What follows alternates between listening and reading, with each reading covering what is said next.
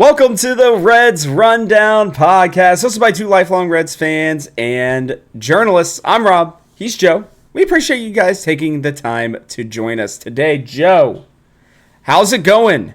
How was your weekend? Fill us in on how you're feeling. All the emotions. Oh, it's great. I feel like it's Christmas morning. We had a rough time as Cincinnati fans with the Bengals. Joe Burrow being out, the chances they do anything is now very slim, as much as the Jake Browning truthers want you to not believe that.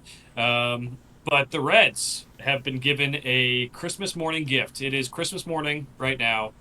And they've done a little bit of their own part too, but I feel like it's Christmas morning because I was up late last night. I was up early this morning. I don't really care about sleep. I feel great. And it's just because it's weird how just like one of your teams doing decently well and anything will make you just that much better of a person and really change your mental health. It's really the Cincinnati sports teams really have us in a stranglehold the last several years in different ways. But it's good to have the Reds taking advantage of what has been gifted to them. Yeah, I mean, it just shows a lot about Cincinnati fans that our mental health is so tied into our teams. But hey, you know what? That is how it is. We will dive very much deeper into Joe's sentiments here. Do not worry about that. Make sure you guys like and subscribe as always. And we're going to start with the question of the day. Then we're going to do a breakdown of everything we're going to go through. Joe, question of the day is, do the Reds make the playoffs? Yes or no? Let us know in the comments. Let us know on the Twitters, on the X, whatever. All those things. All right. We got a lot to go through. Today we're going to go through what was a pretty insane week for the Cincinnati Reds. We'll go over some quick injury updates. And then we are going to talk playoffs. Yes, that's right. We're talking playoffs. Or at least the chances of a playoff for the Cincinnati Reds. Then we'll talk Pirates and Brewers to finish it out. As this will either be our second to last episode of the season before we head into offseason, or Joe and I are both hoping that this will be the first of some playoff opportunities for our Cincinnati Reds. But yeah, let's get into this week, Joe. We started off against the St. Louis Cardinals, our forever rival, after an awful sweep by the Oakland Athletics. The Reds dropped pretty significantly, unfortunately, but they would come out against the Cardinals ready to rock and roll. They would light them up, including a huge home run from Sal Stewart. Zach Littell would get the job done. 4 earned runs in 5 2/3 innings. You were starting to worry Graham Ashcraft would give up 2 runs, let the game get tied up. And I'm sure you, as well as I, Joe, were very much worried that this team was just not going to be able to bounce back. And we were wrong. They would come back. Tyler Stevenson would have a huge 3-run double to put the Reds ahead. The team that could not hit for anything with runners in scoring position went 7 for 14 with runners in scoring position. Again, big hits from Matt McClain, Tyler Stevenson, Ellie De La Cruz, Sal Stewart, and the rest of the bullpen would get back there and hold it down. And the Reds would go on to win Game 1, 11-6, and you started to creep with a little bit of hope. What could be through the rest of the week? But we didn't get our hopes up too much because the Reds would drop it 3-0. Andrew Abbott wasn't his best. He would have 2 straight outings this week where he wouldn't get through 5. But he went 4 2/3, 8 hits, 3 earned runs, 7 strikeouts on 1 hit. But Scott Barlow, Zach Maxwell, and Brent Suter would lock it down in the end. But the Reds would not be able to get off the schneid against McGreevy, Romero, and O'Brien, former Reds pitcher. The good news is they would figure it out in the 3rd game of the series. Brady Singer has just been a dog. It's been pretty impressive to see down this stretch. Getting his 14th win in this one, he'd go 5 2/3, 3 hits, 1 earned run on a solo home run, 2 walks, 6 strikeouts. Spencer Steer, coming back from injury, would start his absolute ascension during the week. Big home run for him, a 3-run home run that would put the Reds ahead. Again, after the solo home run, the only other run would be given up by, I don't even remember. I think it was Chase Burns, but it was an unearned run due to a fielding error by Ellie De La Cruz. Pagan would come in, lock it down with 3 strikeouts, and you started to see glimmers. 76 and 76, you would never think would even be in the race, but the Mets were starting their full-on decline here as they would start losing in a pretty big way. You head to 4 games at home with no break after a West Coast road trip, and it would really come down to a big RBI hit by Will Benson in a complete game shutout, 1-hitter, almost a no-hitter other than the Seiya Suzuki double. But Hunter Green, 9 innings pitched, 1 walk, 9 strikeouts, lowered his ERA to 2.74, and I forgot that we need to go through the Cardinals first. I'm just so excited to get into the Cubs. So we'll talk more about the Cubs here in a minute. But Joe, let's talk Cardinals real quick, and then we'll get into Hunter Green's awesome day. Sorry, guys. I'm a little frazzled because I'm just so excited that we actually get to talk about something positive instead of depressing. So, Cardinal series was great. What do you got? Yeah, you fooled me. It's like throwing some high chin music at me where I'm waking up now because I thought I saw you going through all of them. It was a good series. I still at this point didn't think it was going to mean anything when it was all said and done, but thank you for the Mets for that. Zach Littell, not the greatest since he came over to us. Just a lot of bad starts, but I do appreciate someone being able to eat innings while we've had injuries, having someone who could move to the bullpen in the playoffs. We've talked about that enough. But the bats really stepped up in this series. Yes, we had the one game where we scored 0, but man, if you would have told me we get games like that where we score 11 and 6 in the other games after scoring 0 rather than just 23 runs in one game against the Orioles and then nothing the rest of the series, basically, I would take that. Sal Stewart, home run as well this series as well. He's helping this power of this team.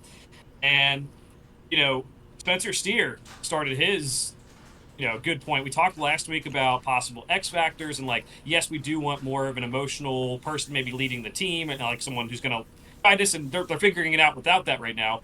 But Spencer Steer has started stepping up. We did mention him as one of the guys who does hit in the clutch despite not having the best stats this year. So kudos to him for getting a home run in Game 3 and giving us that win. But Rob, I'll let you get to the Cubs because I know you're excited. I mean, yeah. I mean, I'll say on the Cardinals too, being able to go on the road again after getting swept in Sacramento, wherever the hell they're playing now. That's such a big deal to win 2 of 3 against a heated rival that it was looking like if the Reds did not play well this week, Joe, and especially if they did not play well against the Cardinals, there was a chance that after we've been better than the Cardinals all season, that the Cardinals would surpass the Reds and the Reds would somehow finish 4th in the division. And that was just, to me, I would argue unacceptable to me. You're just a much better team than they are. I understand that they play. What's weird is they're a very clutch team. They're either getting blown out or they're winning close games, basically, is what they've done all season. And you even saw that in this series.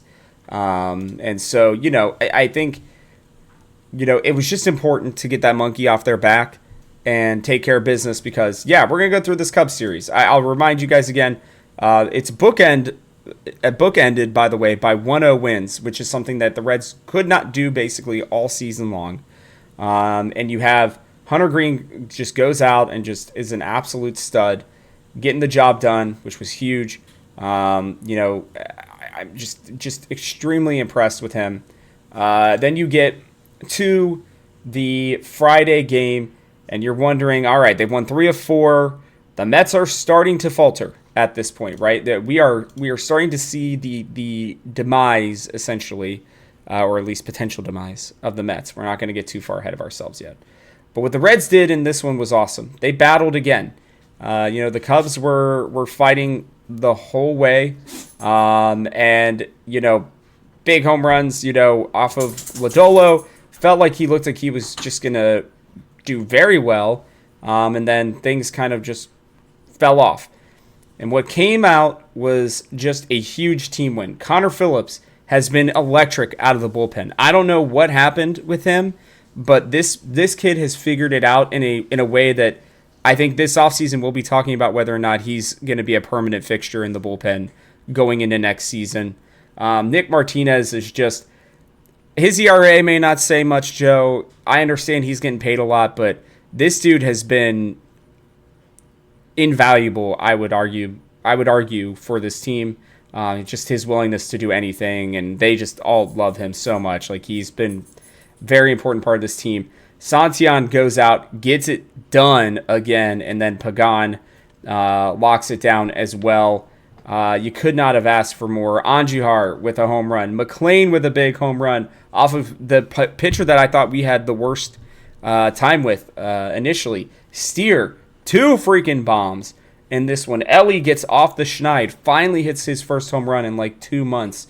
This was a huge team win, 7-4. We love it.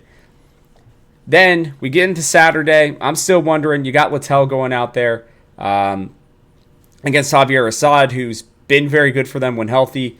And the Reds still continued to get after it.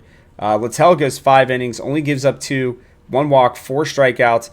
He does what he does where he just gives up solo home runs, but nothing else. But the bats came out again. Steer, huge home run. Friedel, home run late in the game. And then Tyler Stevenson, apparently Jose Trevino had said that Tyler Stevenson was going to have a 2-run homer in that game. He hits it. The Reds were outstanding. They got the job done. The back of the bullpen, yet again, was awesome. Graham came in, got it done. Chase Burns, yes, he did give up the run, but Santillan came in and played Mr. Fireman as he does, was awesome. And Emilio Pagan got it done once again. And you're wondering, Joe, you're one game back at that point, and you're thinking, there's no way the Mets lose to the Nationals 2 days in a row, right? That doesn't seem possible. Well, with a rain delay, we got to see ahead of time, right? Jacob Young, you are a Reds savior, takes away 2 extra base hits, including at least 1 home run in the 9th inning from Francisco Alvarez, and you're just looking at this Reds game saying, guys, just pull it out. Just get it done. Gavin Lux gets us started with a double after a Matt McLean double, which was, again, outstanding. 2 outs. Gavin Lux wanting to be a leader of this team, showing that veteran presence. Andrew Abbott doesn't have his best stuff. They take him out in the 5th inning. And again, just absolute nails from Nick Martinez, Graham Ashcraft, who has seemingly found something new over the last couple of outings for him, and then Tony Santillan, despite pitching like every other game basically this season, comes in, gets him out of it after 2 walks, and the Reds sweep 4 games at home against the Cubs. They are now in position. Currently, if the season ended, they would be in the playoffs. They hold the tiebreakers over the Diamondbacks and the Mets. They are 4 games above 500, and they are in a prime opportunity to do some stuff that we'll get into, Joe. But this Cubs series was one of the best series I think I've watched out of the Reds in recent memory. They just played with so much heart. It was pretty incredible.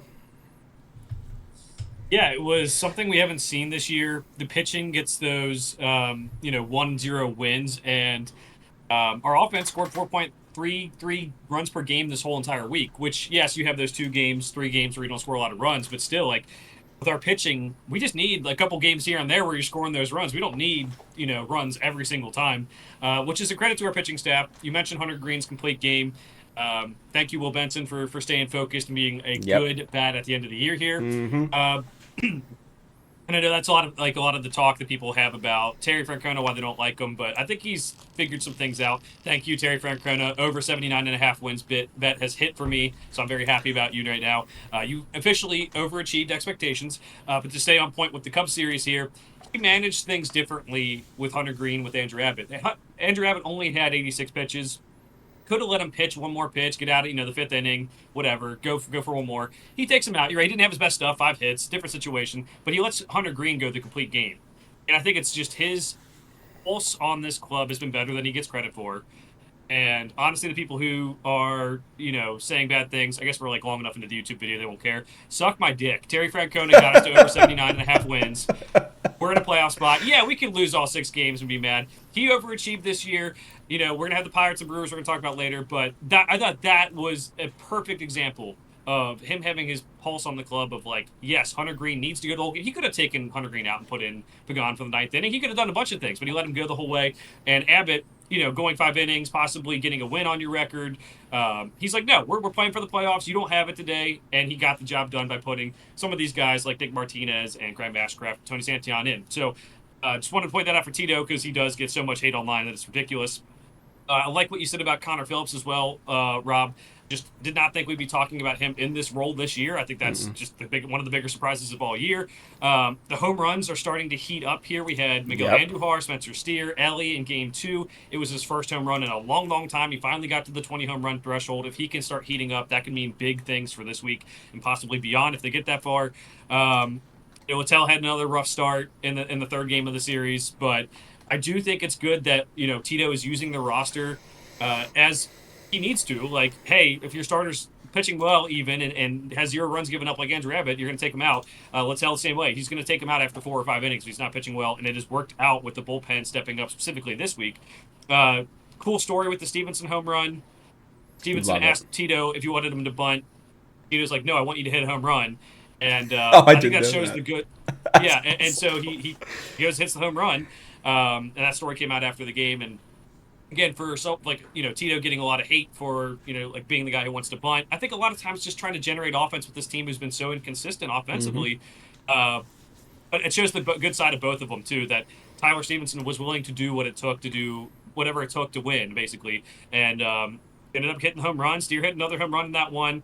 Thank you, Gavin Lux for that big RBI. Again, a lot of hate for him online, too, but I think his veteran presence is showing late in the season. Andrew Abbott, good start late in the year. We were kind of concerned about him and his fatigue down the stretch that he's had in past years, but he got the job done. So I think that was the perfect series. Could not draw it up any better. Yes, it could have maybe eased our nerves a little bit, especially in that last game, because even in the first game of the series, we weren't thinking like playoffs at that point, really in a major way. But the last game of the series, we could have thought like, oh, maybe score more than 1 run and let us have a little bit of a break. But I'm sitting there with 18 different screens up for NFL football and the Reds, and sweating out everything for bets for NFL and sweating out this Reds game just for my 79.5 wins bet, but also I'd rather than make the playoffs even than win that bet. But that would be the nice thing. But that's a near perfect series, and they get a lot of credit, man. They did it against the Cubs. Yeah, I think the Cubs were having a little bit of a hangover of already clinched a spot in the playoffs, and they took advantage of it. And they deserve a lot of credit. So as you said, Rob, this is a team, the Cubs, that have kind of started to falter in a lot of ways. They're not the same that maybe they were earlier in the season, and the Reds got the job done. Well, and you know what else is great about that, Joe, is I can't imagine that Craig Counsell is going to tell the Cubs, oh, don't worry about it for the rest of the season. We need them to go take care of business against the Mets as well. And I have a very distinct feeling that when they play on Tuesday that they're going to play with a renewed vigor because they got to get ready for their playoffs as well. And this team has been struggling down the stretch. I will say I got the Reds at 78.5 earlier in the year, so was very pumped when that hit as well. Later on. But this series just exemplified, like you said, he's pushing the buttons at the right time, right? I mean, everybody, my dad included, love you, Dad, but Matt McClain can't hit. Yeah, he's gone up and down. Like, I think his injury has really plagued him more than people realize. I think he's going to be a much stronger hitter next year, but huge double in this last game, right? Like, nothing's going on, hits a big double, gets himself in scoring position, and Gavin Lux comes up and gets it done, right? Like, everybody's like, I can't believe you're putting Gavin Lux at DH. What are you doing? I can't believe you're not playing Spencer or Will Benson. I forget which game this was. It was the game against the left. Yeah, against Imanaga. I just see everybody, on Twitter. Why is Will Benson not in there? Why is Sal Stewart not in there? Oh, I don't know, because Andujar, McClain, and Steer and Ellie are all going to hit home runs in this game. Like, I know it's partially luck, right? But, like, he does know his players. And, like, they trust him and he trusts them. And it's playing well into the way that they're playing at this end of the season. I would have never guessed that they would have won 6 of 7. I did say they needed at least 5. And I think I did predict 5. I think I said a sweep of the Cardinals and 2 against the Cubs. The fact that they even surpassed what I was expecting, which was just trying to be like, hey, just stay in it, is pretty incredible. Because, Joe, Well, we got to get into injury updates, and then we'll go in the playoffs. So, you got any other thoughts in this Cubs series before we move on? Oh, that summed it up. Let's boogie. Rhett Lauder is still dealing with something. I don't really know what is happening with him still, Joe, but we'll see next season. Thank you, Rhett Lauder. We are very sorry for you, honestly. I don't know what kind of injury you have had where you've not needed surgery, but it's been a soft tissue issue. I hope that you literally do nothing for like a month this year, through the rest of this year, and just get yourself healthy, because I think you are going to be absolutely outstanding for this Reds team next year. Austin Hayes did get back spasms in the Saturday game in the middle of it. From what they're saying, it was mostly precautionary. They took him out. They gave him Sunday off. It sounded like Tito was expecting him back on Tuesday. We will see. Back spasms can be a very fickle thing. Luckily, rosters are expanded. So, and the Reds have plenty of people they can throw in the outfield if they need to. But he should hopefully be back Tuesday, excuse me. Any thoughts on specifically Austin Hayes, Joe? Yeah, I think that's kind of the point about Tito having the pulse on the club too. Like, there's so many different things that pop up in the air, and it sucks that Austin Hayes is having that right now. But same thing with like Miguel Andujar. We didn't know he was hurt for like a week, and he knows that. So I'm hoping Hayes comes back. We need the bat in the lineup, and if he can hit like he did at the start of the year, oh my gosh, that'd be huge. So with Rhett Lauder again, just I said I kind of wanted to see if like he could pitch a little bit at the end of this year and just kind of see what he had left. And see if he can like go without getting injured, so he doesn't come back next spring and have an injury like several of our players have done, like whether they were hurt the year before and they came back still hurt or whatever. I just wanted him to kind of clear it up and see if there was going to be any aggravation. But at this point, I mean, wrap it up. You're not helping us this year, and just stay safe for next year, because we might need you. The roster's going to look a little bit different. So hopefully they get all these things figured out and we get healthy going into the playoffs. Yep, couldn't agree more. All right, so I'm just going to say it straight up. I apologize, guys. We were wrong to have given up on the team so early. I shouldn't even say so early. I mean, it has been just an epic collapse for the New York Mets. I don't know if you saw, I'm sure you did, Joe, the Cedric Mullins play. Pretty wild to me that happens. It's a team that is not playing super well. We'll go through kind of what they are doing right now. I'll tee this all up for you, Joe, but right now, currently on Fangraphs, the Reds still only have a 42% chance to make the playoffs, funny enough, even though they do hold it over the Mets. Looking at the schedules between the two teams, I'm a little surprised at that.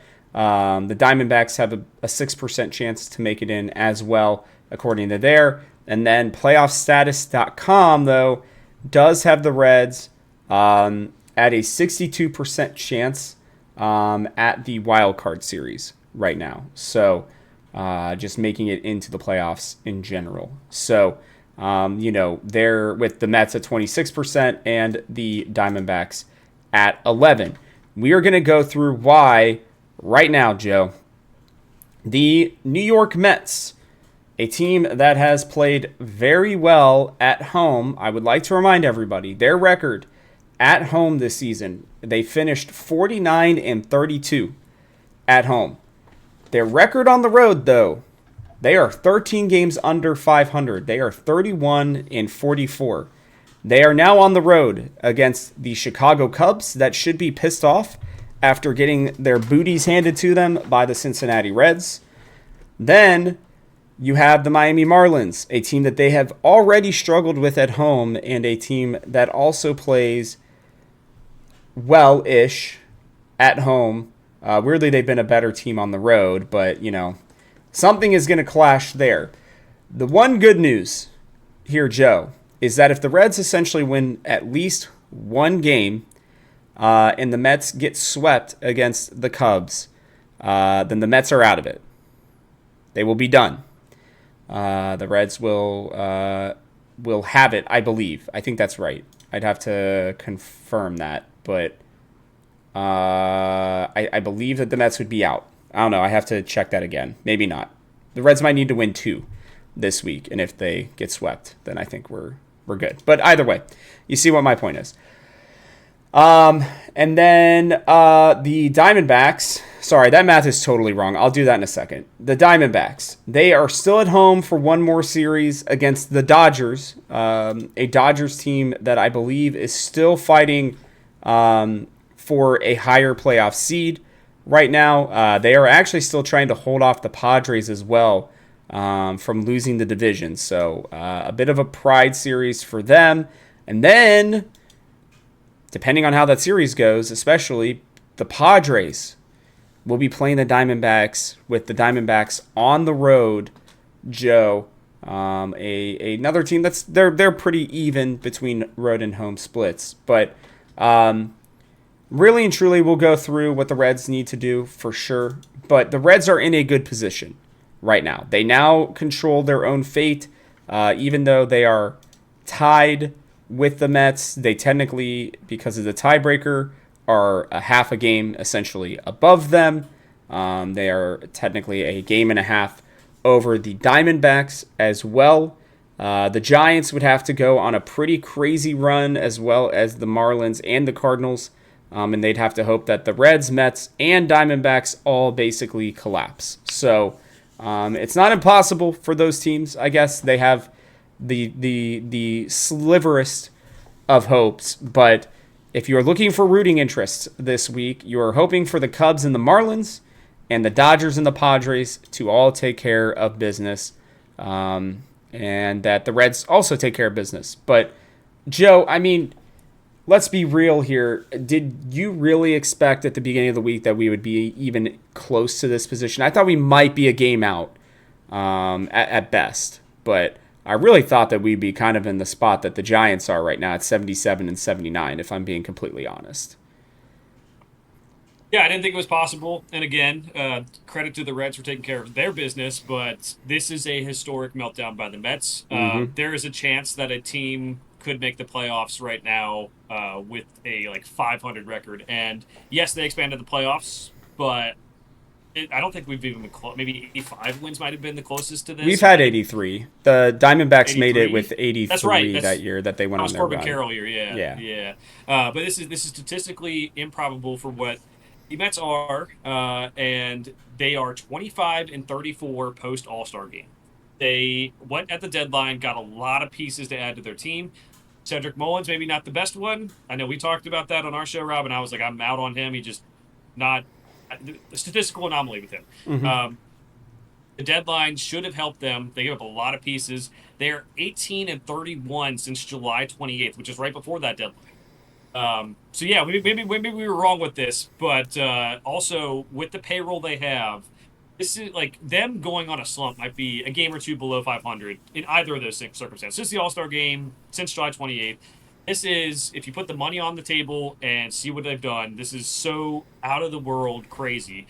And yes, we're getting some out-of-body experience type things. Angels in the outfield, Jacob Young kicking the ball to himself to make that catch for the Nationals. That's awesome. That is definitely helping. I think this is still very much up in the air. You said those percentages. Some people think we'll make the playoffs, some people think we don't. Your math. Basically, if we go 3-3 this week, the Mets have to go 4-2 to get the playoffs because they have to beat us by a game. If we go 3-3, the Diamondbacks have to go 5-1 to make the playoffs because we have the tiebreaker over them as well. So that makes it pretty good because I do think 3 wins is entirely possible. I think maybe even probable 3 wins. And I do think 4 wins is doable. And if you have 4 wins, then you're counting on the Mets to win 5 or the Diamondbacks to be perfect this week. And that is something that is very, very tough to do given their schedules. You look at it right now. At the Cubs, you're right, Rob. The Cubs still have a little bit to play for. They want to make sure they're the top wild card team for seeding purposes and everything, to get the better matchups and everything. So they want to win, and I'm glad they play them in the first series of this week instead of the second, because then it could be like the Cubs are really just loading up for the playoffs. But they do need to win a game or 2 more. The Marlins are above 500 since the All-Star break. They're 32 and 29, I believe. They are a tough team, and on the road, as you said, the Mets aren't good on the road as well. So I do think the Mets are going to put up some sort of fight this last week, but the fact that they have to do a game better than us is crazy. For the Diamondbacks playing the Dodgers and the Pirates, again, Padres still have a little bit to play for here in terms of you want to try to, if you don't want to lose out and end up losing that second wild card spot, but you could still catch the Cubs the way they're playing too. So it's good that they still have something to play for. And I think that means a lot. Like the schedule, it may have been tough for us all year long, but it is favorable in a lot of those different ways. I don't think the Dodgers will catch the Phillies for the 2 seed in the National League, but that should still be on the table for like them. They should play tough for the first series of this week against the Diamondbacks. So that does give us some hope. And then for us too, like yeah, so someone could catch the Brewers, but the Brewers we're going to talk about it a little bit. They should be the number 1 seed in the National League by this point, possibly even locked up by the last series of the year. And they have some injuries that I think are really going to be like, hey, let's just get healthy to the postseason. We got to the postseason. I don't think they're not going to try, but I think it's not going to be their best effort in terms of like the guys they're able to put out there. So, yeah, with that said, we were given a gift. We did amazing things with that gift and stepped up. And yeah, it's crazy. I know the players are calling for the fans to pack GABP. I'm going Wednesday. I might go again Thursday because it's a day game. I have tickets Wednesday already, but you know what, Reds, especially if you win like one of the first 2 games of the series, I'll probably be there Thursday in the afternoon game. Just go by myself and hang out, have a good time. I'm going to go. You better not obey my trust. If you get my hopes up again, you get us in a good spot like this, you obey my trust, I'm going to have hell to raise on this front office this offseason. Everyone's gone. Nick Kroll, I don't care anything. I'm going to have so much to say because I do think this team is still, talent-wise, not anywhere close to the teams who are in the wild card spots, but they're doing incredible. So don't get my hopes up, Reds. You don't do it to Cincinnati fans. We've already had our hopes up too much with different teams and different players getting injured, and I'm very hurt. So please don't ruin that. This is a very toxic relationship. So I'll pack GABP because I do think the chances are there. And again, it comes down to, like you laid out, Rob, the Reds schedule being somewhat advantageous, but the other 2 teams who are really in this, the Mets and the Diamondbacks, that's not easy what they're doing either. Yeah. So I will say, it'd be really funny, and this is not going to happen. Just going to be honest. We're not going to go on an 11-game win streak. We've been calling for a 10-game win streak this year. The Reds generally go on one. If they found a way to do that, I would lose my ever-loving mind.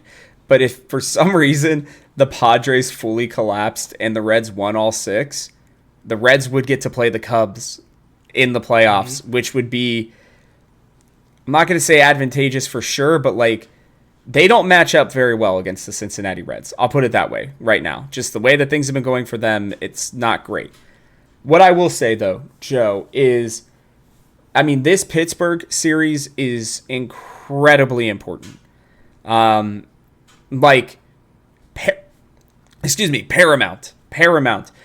The Miami Marlins, Joe, have won 6 straight. They are 9 wins in their last 10 games. Okay? That team is absolutely playing for something. They have been playing really well. That is not going to be an easy series, like you said. The Padres and the Dodgers still have something to play for. I think the Diamondbacks would need a lot of help. It's just the Reds have to go take care of business. You got to go win 3. That's really and truly what it comes down to. You got to get to 83 wins. I think 84 basically gets them in.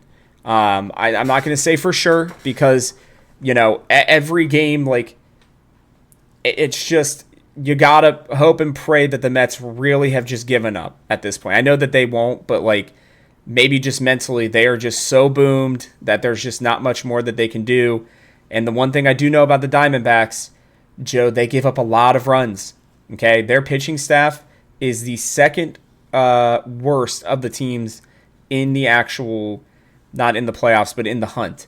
The Miami Marlins, if you want to count them still in the hunt, are the only other one. But no other potential playoff team has given up 700 runs this year. They have given up 744, and they are facing 2 very good offenses still, who have people who are still playing for things.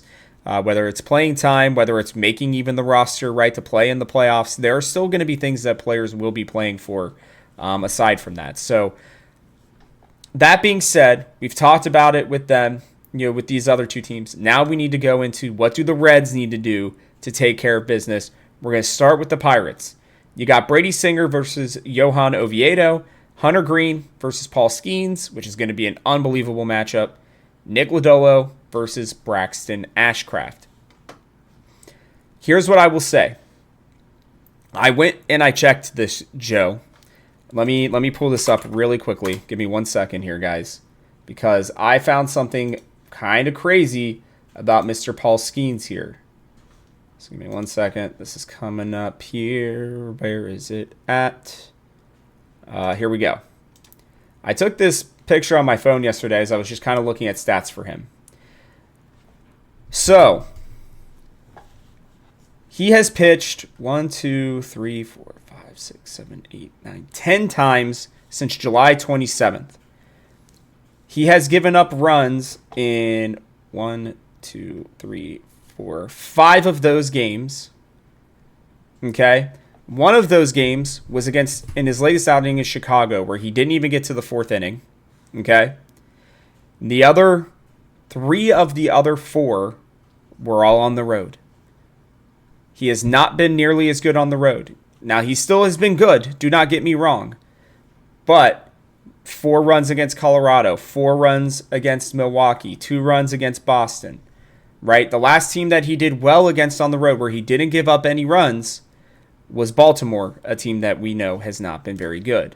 The reason I say this is because there are really bad splits between home and road, Joe, and unbelievable stats for a team that is 67 and 89.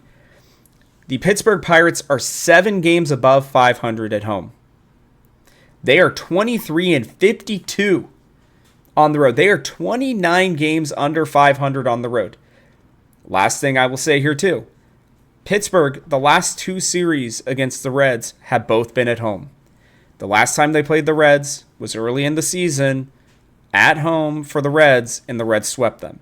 I'm not saying I'm expecting that, because Johan Oviedo, Paul Skeens, and Braxton Ashcraft are about as hard of pitchers as we're going to face through the rest of the season as a combined 3.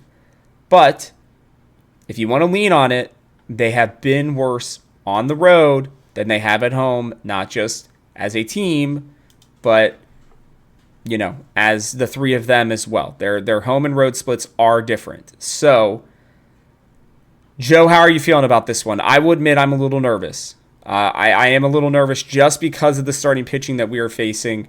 We have got to be smart. We have got to pick our pitches, and I think we have got to try to grind at bats as much as possible. If you feel like you're getting overpowered by Skeens, you just got to foul off every freaking pitch. I want 6 pitch at bats every single time the Reds go up there if they're not getting a hit in the first 2. Yeah, nervous because on paper, Reds won the series. We just don't always do that, as we know. And you're right, the pitching matchup is good, and the Pirates still have a pretty good bullpen, even better than we do right now. So that's pretty just an anomaly. The thing is, I think we have to just, I think take the pressure off a little bit. There's not any big bats in the lineup you have to avoid. O'Neal Cruz has 19 home runs. He leads the Pirates. That's worse than us, obviously, with Ellie getting to 20. Yeah. The pitching, I think, can really do their job in this one. And honestly, you have the guys you want going in this series. There was a lot of criticism of Terry Francona already about not moving Hunter Green up to start the Tuesday game because you get the off day Monday. But Brady Singer's been incredible. Yeah. And if you can have a series where it's Brady Singer on his normal rest, Hunter Green, and Nick Lodolo, that's the 3 I think you kind of want. So Andrew Abbott as well if we could, but obviously the 4 guys we had the Abbott go against the Cubs in the last game. That was huge to get in the playoff spots. Now you get these 3 guys. So I'm happy with that. And that maybe opens up Hunter Green to come in and be a reliever if we need it in a winner-go-home game in the last game of the season or something like that. So I think the pitching matchup maybe gets it done. I think Brady Singer has a 2.14 ERA in September in his 3 starts. I'm cool with that. I think the pitching matchup still favors us in terms of the starters. Part of it being, I think Hunter Green and Paul Skeens, stats might not say this, but I think they can battle each other, right? I don't want to say exactly even, but Hunter Green's right there. Braxton Ashcraft, traditionally a reliever. He started 7 games this year. He's doing okay. That's fine. And Oviedo is the worst of the 3 in terms of ERA. But we're at home, and like you said, Rob, it's not the pitching staff too, but they are just a bad team on the road. So I think we can do it. I'm very on my hands and knees praying in this one because we have just been so bad against the Pirates in terms of what we should do against them. You're right, and when we're at home this year, it's been good. But there's so many series over the last several years where they have just had our number. I'm going to say we go 2-1 in this one. I'm going to choose to believe. I'm going to choose to say, hey, maybe we won the first game of the series and then we can take one of the next two. Because I do think that's pretty realistic. I'm hoping the bats stay hot. And I do think that while DRA doesn't say it, I do think Lodolo is a step above Braxton Ashcraft in that game. And the bullpens, Pirates are better than us. It's pretty close. They're 3.92. We're 4.01. Our bullpen's been good lately. Getting the day off helps. I'll say 2-1. And I, again, just hands and knees praying for this one. Just 2-1. Just that's all I need. Yeah. So I'm looking at it. This team just can't really hit, and they don't hit very well on the road as well, which is weird considering their ballpark is as big as it is. But I'm gonna go. 2-1 as. You know what, dude? Screw it. I'm going 3-0. I'm just gonna do it because this team is playing with heart. They know what they need to do. They know, and for the first time all season, they didn't press. They just let the game come to them. They are learning this at at an important time. This Pirates team has nothing to play for other than to be spoilers, right? They are playing for contracts next year. That's really about it. It's not a good team. O'Neal Cruz has been pretty awful. They do not hit lefties all that well. I know we're still going with two, righties in this, but that third game, like you talk about, I think is going to be all important. I think 2-1 is more realistic, but my heart's just telling me 3-0. I think they get these 3 wins, and then I think they head to Milwaukee in a good position. Not a great one. I still think they'll have to take care of some business. We'll talk about it here in a minute against the Brew Crew, but I do think they go ahead and they take care of business in this one. And I will point out a funny thing is that Jeimer Candelario actually won one of these games against the Pirates earlier in the season with a home run. So shout out, Candy. Thanks for getting us here, kind of. And one more point. I mean, the Pirates have hung in there better than you would think in the second half, 28 and 31 since the All-Star game. But they usually falter down the stretch a little bit more, and they always do it because they end up cutting players who are about to hit incentives. So there's no incentive for if you're playing for a contract next year, cool. But if you're like a veteran on this team, you have nothing to play for. I mean, I guess pride, but they're gonna, if you get close to a milestone, you get cut. They've already done it this year where they cut guys. It is Reds fans we understand cheap owners, but the Pirates take it to a different level with what they do. Yeah, watch out for Jared Triolo. He's been playing much better. Brian Reynolds. And Spencer Horwitz. Those are the 3 that I am, and Nick Gonzalez. Those are the 4 I'm most worried about. Just go out and take care of business, Reds. Brewers, we've got Littell versus Chad Patrick, Andrew Abbott versus ? And Brady Singer versus ? I think it's really going to depend for the Brewers on how much they want to play this series. They might just give whoever they can a start. I wouldn't even be surprised if they had a bullpen day against Abbott. They are still a very good team. There is zero doubts about that. It's just going to be kind of a similar situation to the Cubs where, maybe there's a little bit of a hangover. What do they really need to play for at this point? They'll be just getting back from a road trip, their own similar West Coast trip, I believe. Yeah. Or I guess not really, but they'll be coming back from San Diego. They'll have a day off, but even still, there's just, they want to get ready for the playoffs. They have a lot of injured guys. I could totally see them kind of taking the Sunday game to just play a ton of backups. Doesn't mean it's going to be easy, but, this Redlegs team has a lot more to play for than they do, and you just got to hope that that's going to carry them through it. I'm worried still, Joe. I really am, but I think they go 2-1.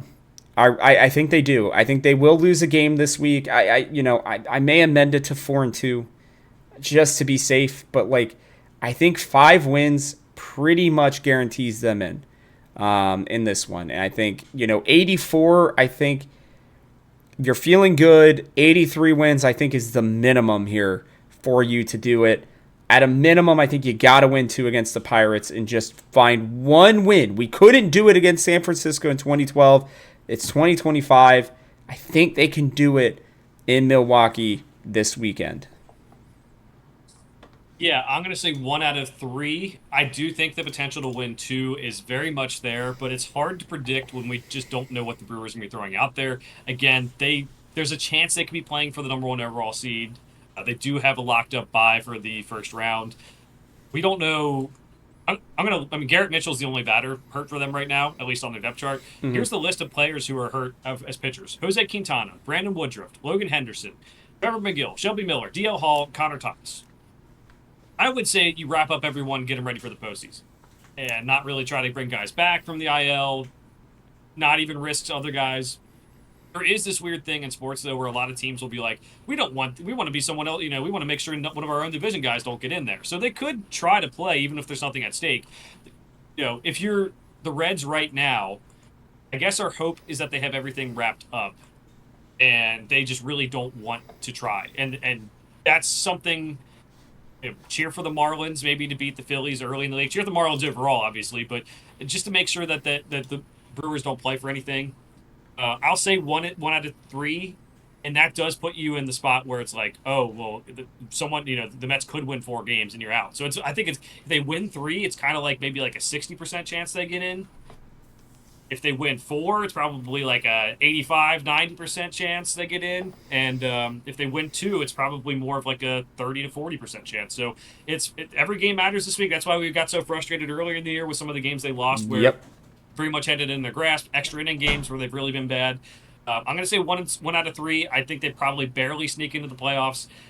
Again, if I knew what the Brewers were doing, I could be way more confident in saying they win 4 games this week. Let's wrap it up, go to the playoffs.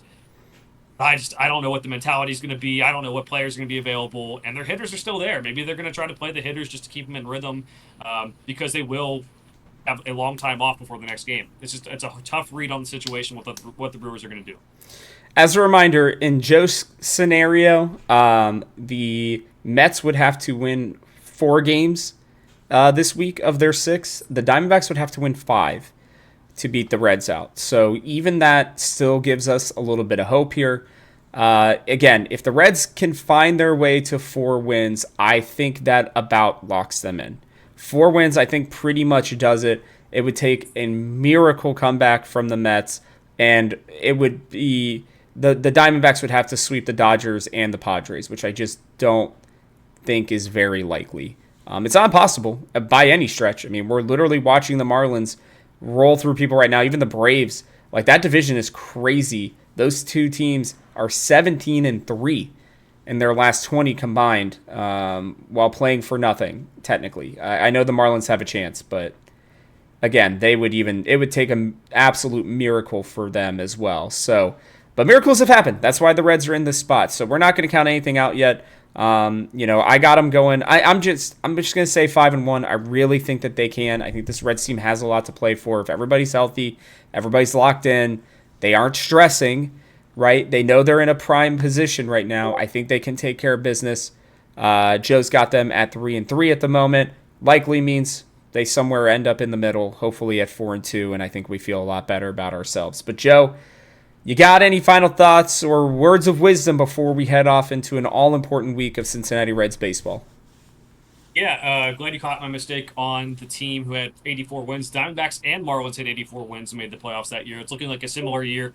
Might end up being worse though with the last team in baseball. Again, you could be in with 83 wins, and that's just crazy with the I know playoff expansion and everything, but just crazy.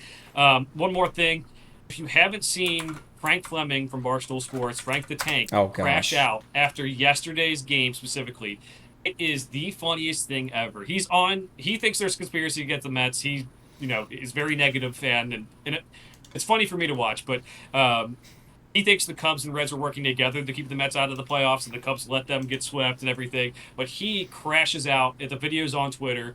As someone who has been there in terms of some of his teams before, it was very funny that we are on a different end of that. Job's not finished yet, not celebrating, but it was a nice little laugh here while we get things going. And let's hope we have a pretty good week, Rob. Let's hope we can get a lot of the work done against the Pirates, at least 2 of the wins done against the Pirates, and see where we go from there.